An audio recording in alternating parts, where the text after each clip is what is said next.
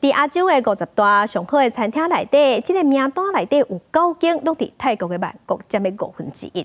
这就显示讲泰国菜即马伫少年辈拍拼之下，除了小骨大碗、路边摊的食食以外，嘛已经变出创新的高级料理，让泰国菜伫国际上愈来愈出名。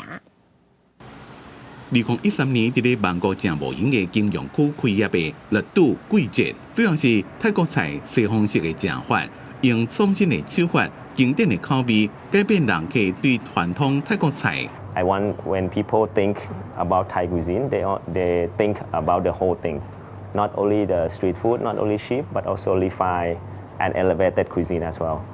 最近这几年，泰国菜伫咧接不同一寡少年世代努力了，除了传统的路边的一寡小食以外，也用创新的高级料理，伫国际拍出名声。伫曼谷中国城一栋100年的中葡建筑物，进前是一间中药房的泰国式中餐厅。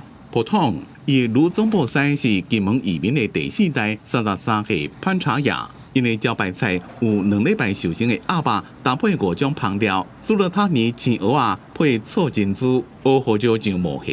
一暗这个人接35位人客，要食爱3-5个钟定。So I think this is the golden era for young chefs to break through. They are very brave and crazy, and they're not scared of jumping into doing something new. And 在疫情期间，泰国的餐饮旅游业者受到严重的影响。